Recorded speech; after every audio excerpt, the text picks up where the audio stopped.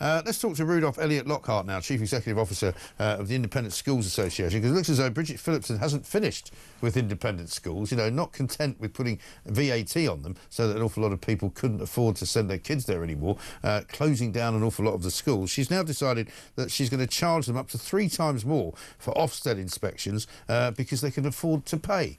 Let's find out what it's all about. Rudolf, very good morning to you.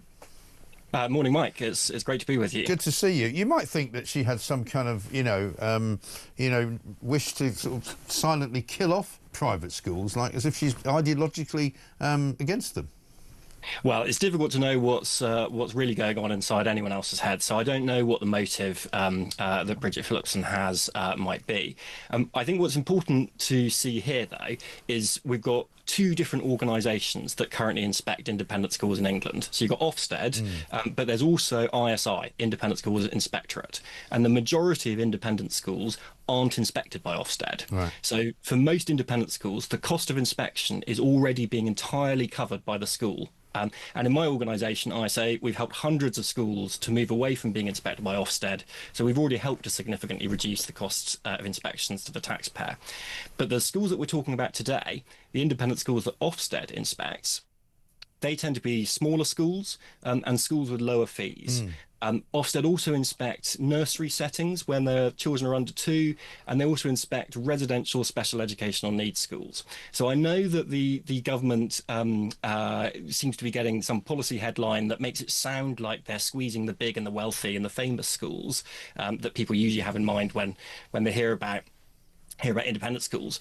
But the reality is that they're actually looking to increase the costs on nurseries, on special educational needs schools, and on lots of low fee schools.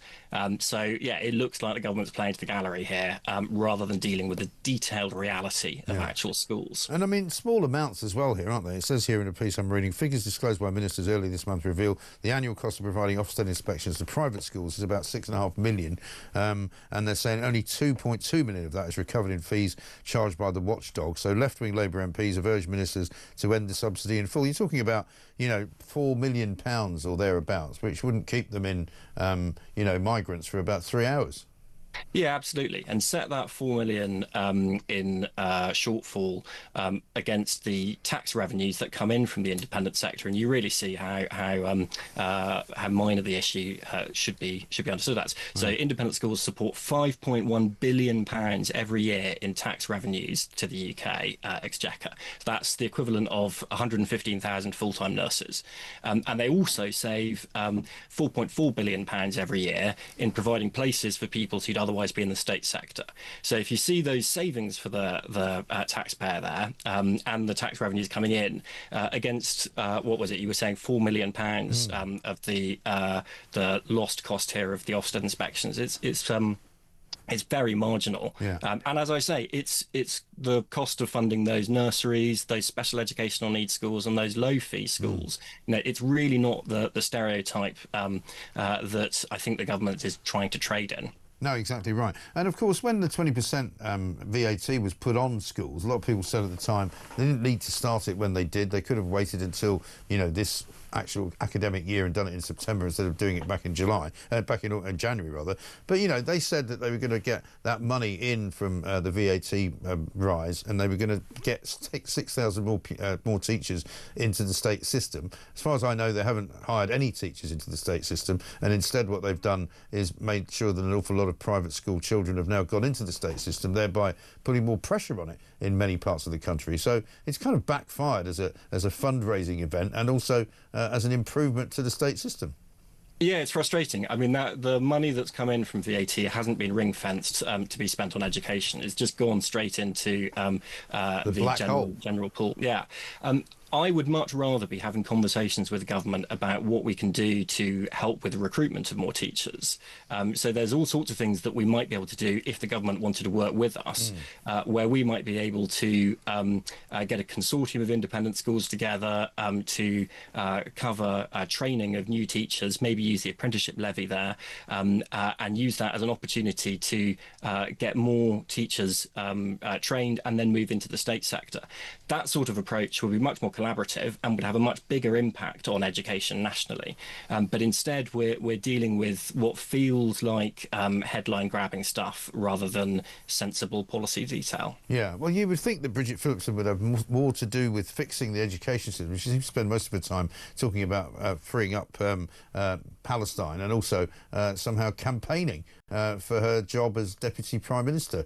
She was up in Scotland yesterday, where she doesn't have any remit on education, campaigning. And it's like, excuse me, you're a cabinet minister. Shouldn't you be doing your job based where you're supposed to be? Well, politicians are always going to do what politicians do. What I would like Yeah, but the trouble is they're doing it with our money. Well, yeah, no, I realise that. What I'd really like to have Bridget Phillipson do is recognise how diverse the sector is. The point is that if you are independent, it means that you don't have to do things in the same way as everyone else. So it means that independent schools are very varied. And I wish that meant that we could have a more nuanced approach to the sector to recognise that independence. Otherwise, the harm that might be done if this change comes in will be done to those smaller local lower fee schools and to special educational needs provision. Yes, and that's already been a big problem for parents of special educational needs children, isn't it? Absolutely. We saw this with the impact of VAT. It's hit those types of schools, those smaller schools, special educational needs schools, much harder than the big famous ones. And this is going to be potentially another element of that squeeze. It's not good policy. Maybe the government thinks it's a good headline for them, but it's not good policy. And I would really welcome working closely with them to make sure that we got something really sensible out of this that would genuinely benefit the entire country's education system. Yeah, I think you're right. Rudolf, thanks very much indeed. Rudolf Eliott Lockhart, Chief Executive Officer at the Independent Schools Association. The problem is, of course, that Bridget Phillipson does have an ideological bent against private schools.